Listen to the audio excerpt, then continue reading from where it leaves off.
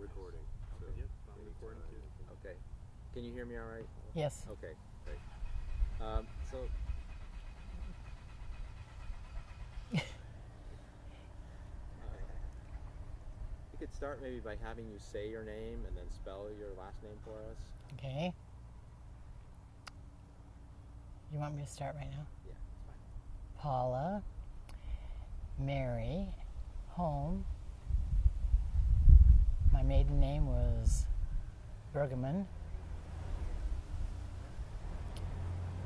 Do I just spell that? Yeah.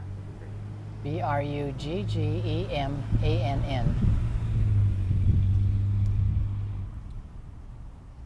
And my name's Robert Bauman, and we're conducting this oral history interview on August 6th of 2014. We're interviewing Paula Holm in Yakima, Washington. Mm-hmm.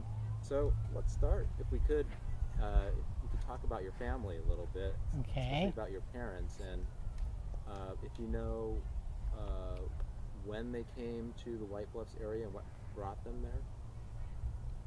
My dad was born in Germany, and he wanted to come to the States to be a farmhand or have a farm, so he chose to venture to New York and then come across the States, and he settled in the White Bluffs area and purchased the farm or the land from it was a German fella by the name of von Herbert, and that started the whole process. He was able to have enough funds to purchase the ranch, and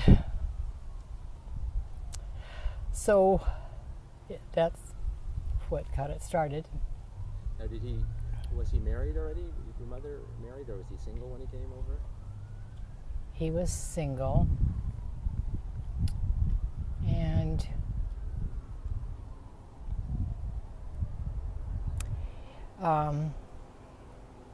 my mother was working at the ranch with her sister and my grandma, my mother's mother. So they could all handle, between all of the family, they could handle the ranch hands, which I can't recall how many they had, but that long building that they called the long building existing there now that's kind of, torn or disintegrated down to a few existing blocks, was actually called the Cookhouse. Didn't you have a different name for it, or Warehouse is the name. Warehouse? No, that was the Cookhouse. And my grandma was the chief cook, and along with my mom and my mom's sister.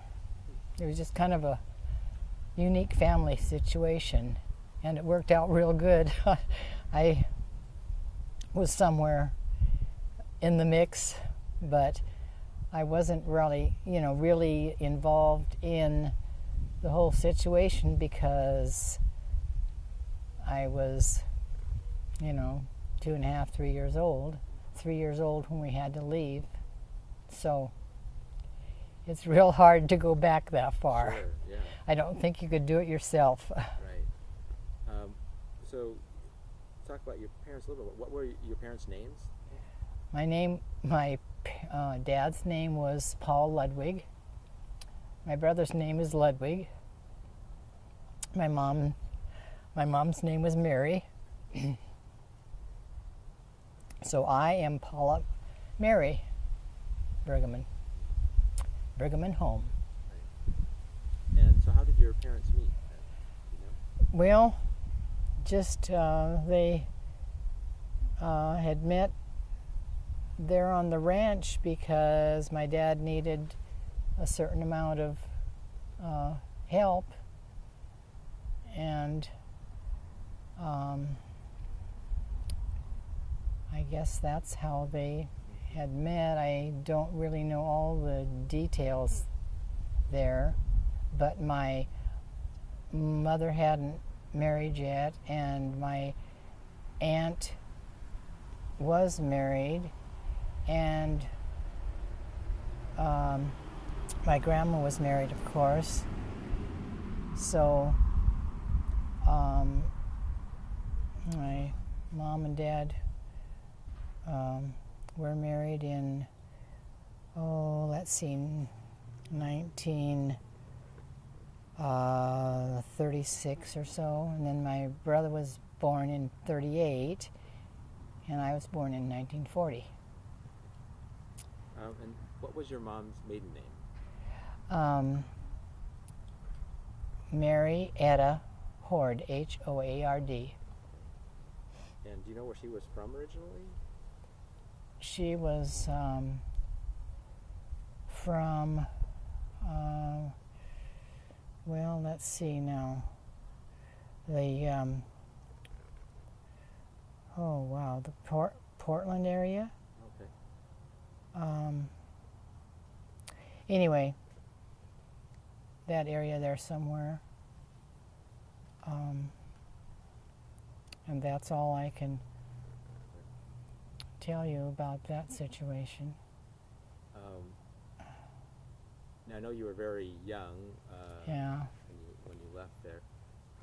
What do you know about, and I know most of this would be from your parents telling you, or maybe your brother telling you, what sort of crops were grown on your land there? Well, mostly soft fruit, the apricots and peaches, and then my dad had sheep.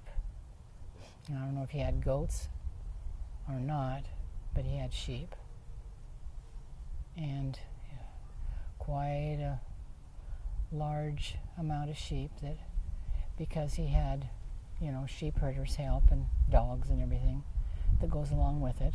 Mm-hmm. And one of the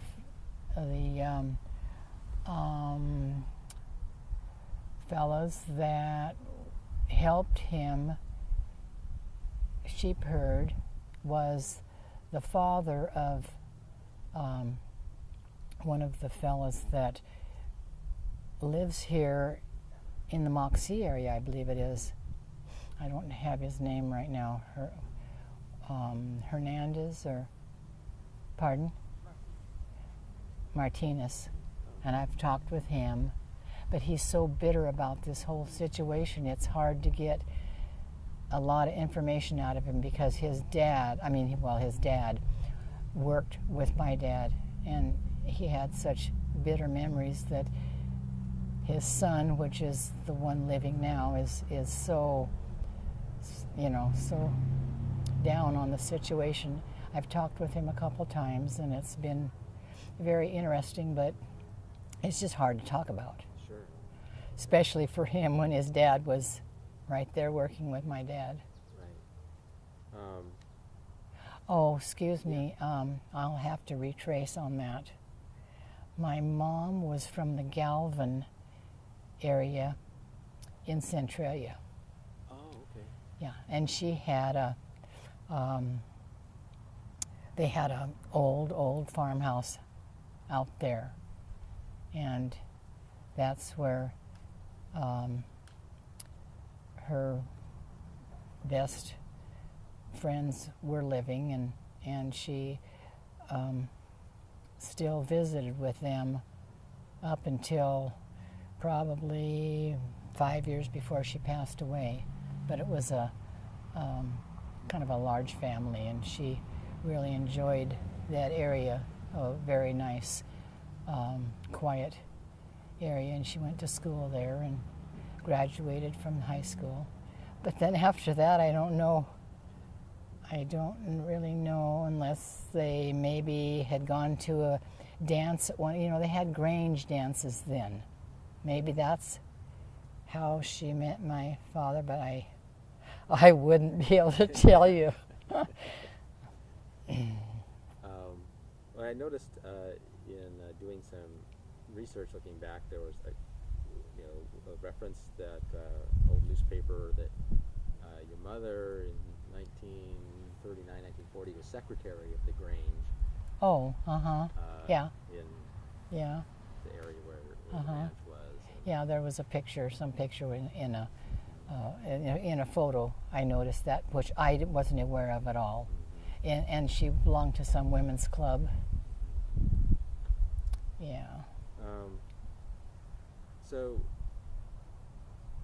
going back, I wanted to go back a little bit to your father again. Mm-hmm. And you mentioned that he came from Germany, and Yes. And do you know he was looking for somewhere to farm, to buy some land? Yes. Do you know why Eastern Washington, how that happened, or just there was land available? Well, I guess that would be the situation. He found the land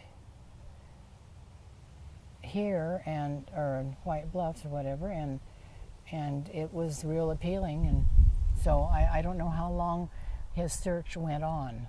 You know, I don't know how long he tried to pursue this situation, but that's what he wanted to do, was farming. So now I've been up the site and I've seen what's left of the building there. Mhm. I know there are these large ceramic irrigation pipes there that you can still see parts of. Do you know, in terms of other outbuildings, what else there was there besides the house, the cookhouse? no, just the pastures, and to keep the animals in when they were supposed to be in. And I wasn't allowed to go out because when you're so small, you're around the house most of the time. And my grandma was quite protective also. I mean, helping my mom with the children and cooking for 17, 18 people was not an easy job. So when my grandma helped and went shopping with us, she had a harness deal that she put on me because at that time, and when children were small, I guess that was the best way to be sure that they don't get away from you. Of course, nowadays are different.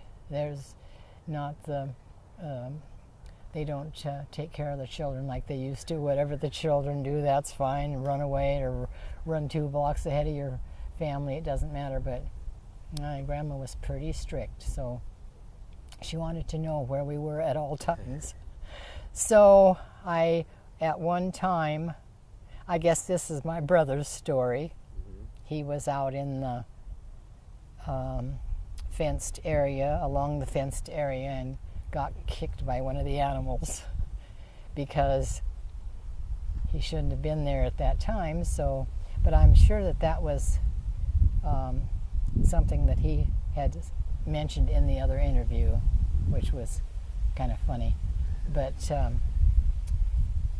other than that, it's just real hard to remember any of the. I don't even remember the house. Sure. That's the thing that really gets to me. I just can't remember the house at all. Where the living room was, or where the bathroom was, or nothing. It's just really. But when you go back in your life, I don't think you can remember when you're 2.5, 3 years old either. I have a slight vision of where, the surroundings, but that's about it.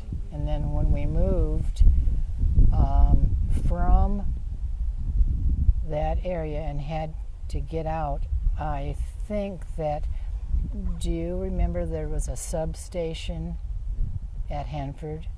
That was some good friends of my folks's, and I would stay there because they were busy moving. And I don't remember if they moved temporarily to Sunnyside or not, but they moved in this house. I'm sure it's down by the junior college. And I was playing on a lot. They had a house that they rented, and then there was a little house that set back on the lot, and I was playing there with the gang, and somebody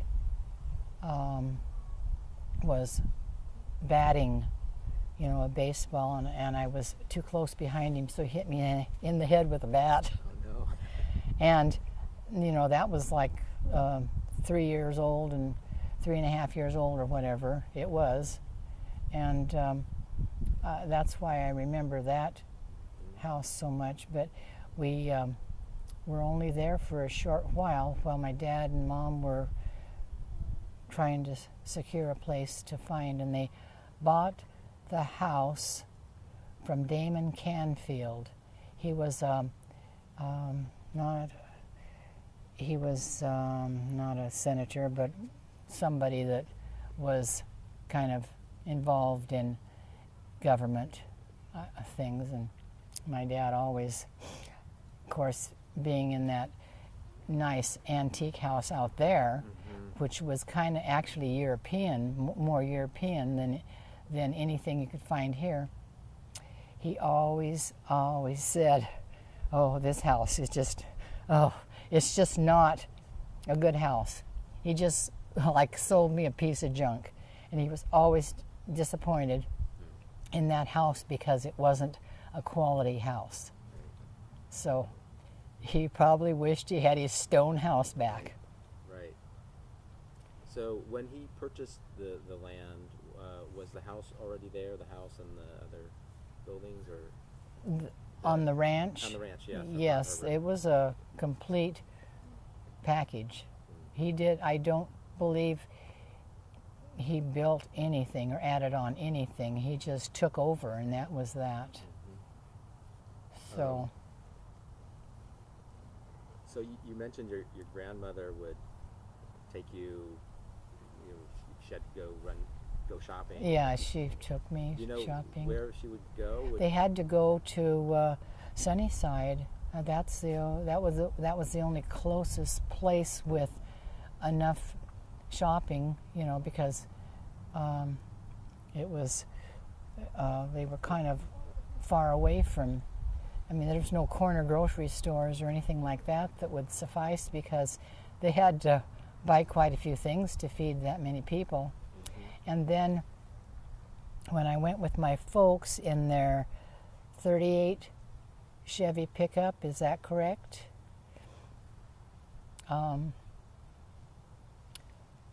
We always made a stop, and that's very interesting. I don't know if my brother remembers. I don't think I'm making this up. Sometimes I think I am, but we always made a stop along the road, along the highway somewhere on the way to Sunnyside, because there was this old hermit, and he had a name, I think, but he thought so much of my mom. He would always say, "Oh, hi, Mary," and I would be sitting there on the seat, and we always stopped and talked to him. But he was an absolute hermit that was living out in the no man's land or desert or whatever. And he had a full beard, just like Santa Claus. But he was so interesting to talk to, and they always wanted to stop and say hi to him or say hello. And that's about the most exciting thing I ever remember, because we never passed him up without speaking. Right. So, but when I tell my brother about that, a lot of times he stayed behind. He wasn't always, he was old enough that he could stay behind and not have to go on these shopping escapades or whatever. But other than that, there's nothing that is real interesting enough that I can think of.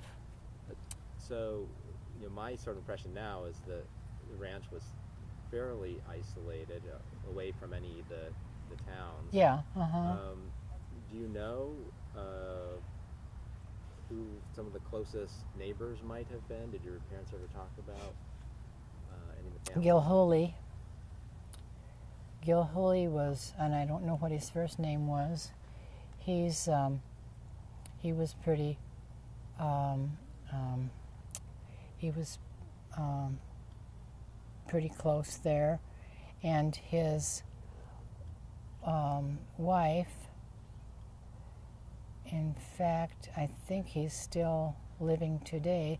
They live right down across from St. Paul's School in quite a nice brick home. But his wife isn't, real interested in this Hanford situation because she is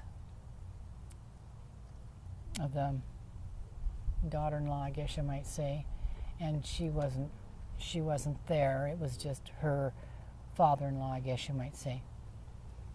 And there was a Gary Wills, Wills, that was living in that area with his wife because when they moved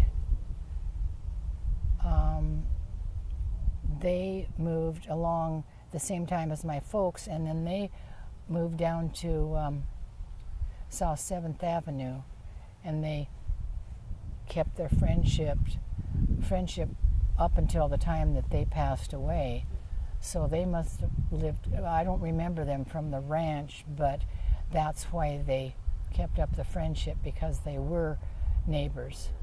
And there's a few other names that I can't think of right now, but if they were mentioned, every once in a while I recognize my folks mentioning that name. Right. But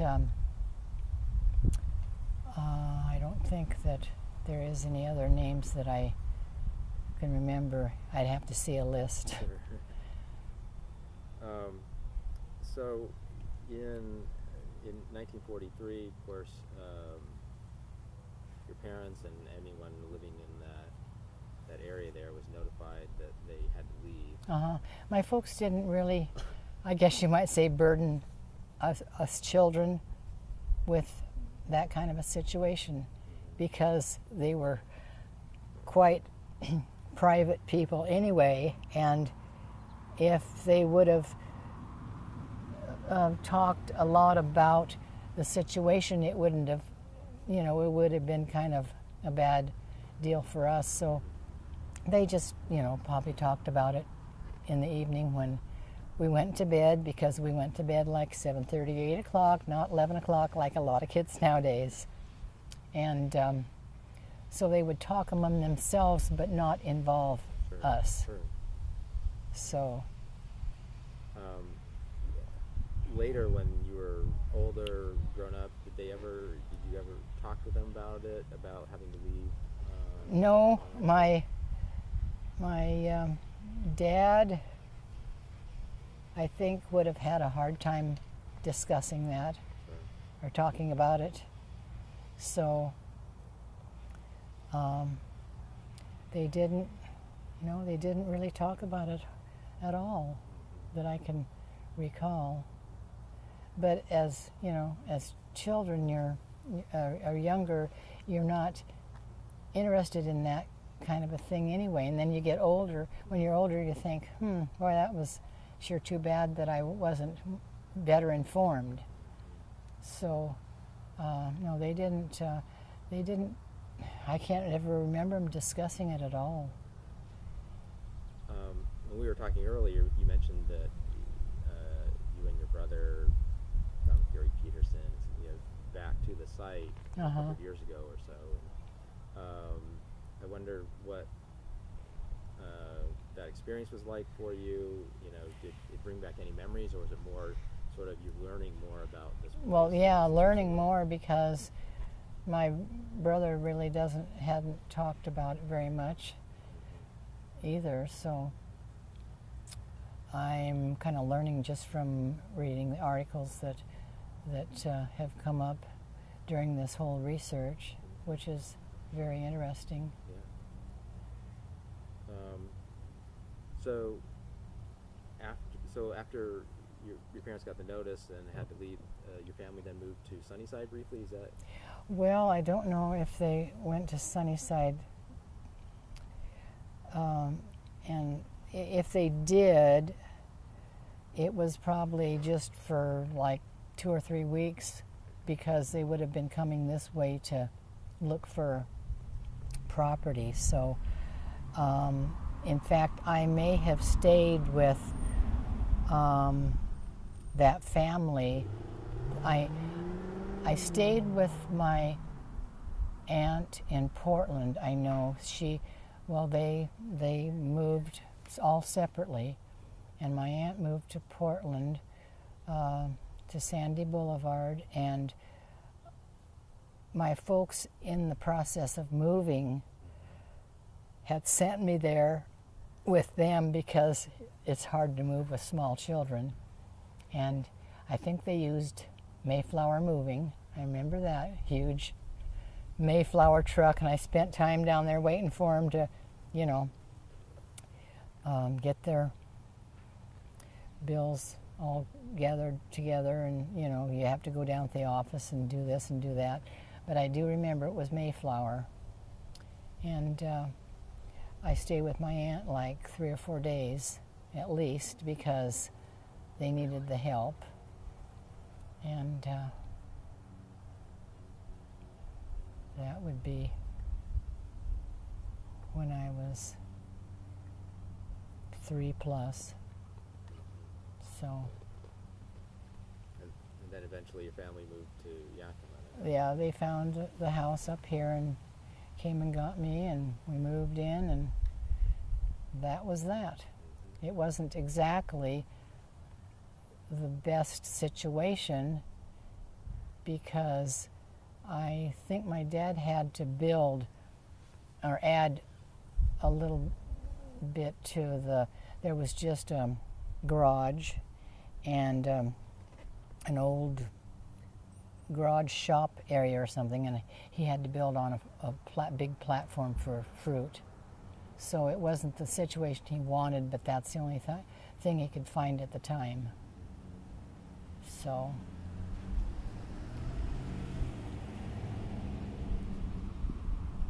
So, the cookhouse is one of the few structures left, not just from your ranch, but from the whole area. There are very Yeah. few Mm-hmm. Yeah. structures. I guess, why do you think it'd be important for people to learn about, these small towns and the farms and the people who lived out there before the war? Well, it's Gary and the other people involved kept calling it the warehouse, and I don't believe that is right at all, because my folks always stressed the point that they had an awful lot of stress or load on getting everybody fed at one time, and it was kind of like a longhouse, actually, with tables, of course, and it was quite a production to get everybody fed and back out helping. So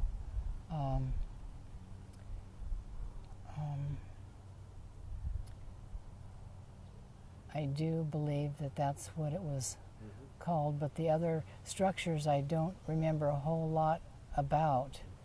But it's kind of nice to have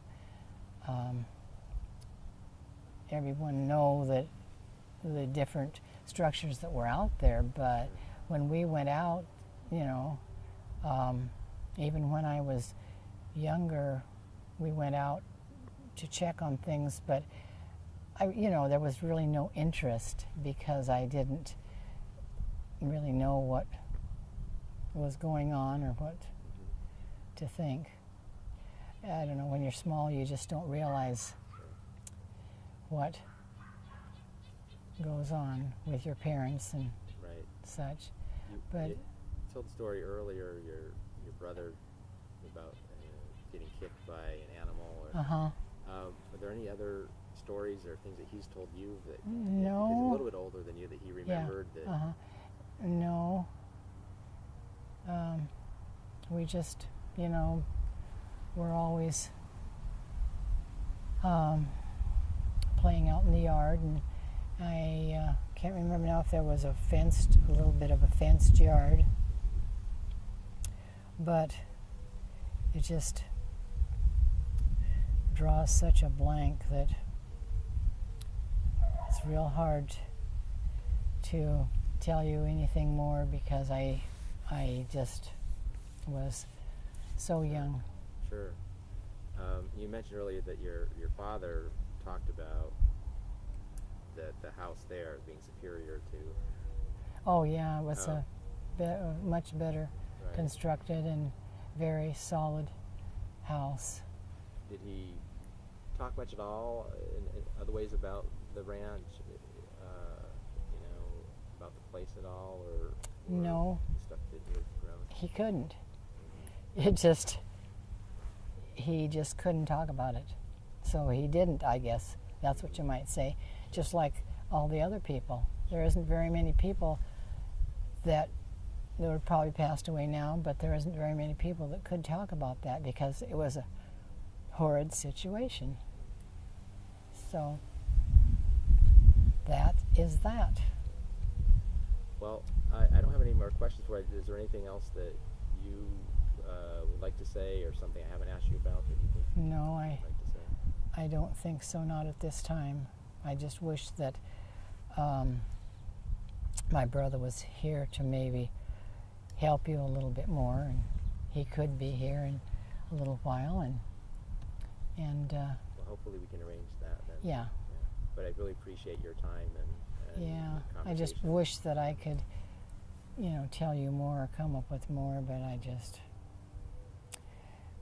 like draw a blank. This is very helpful and very interesting. So thank you very much. Appreciate it. Mm-hmm.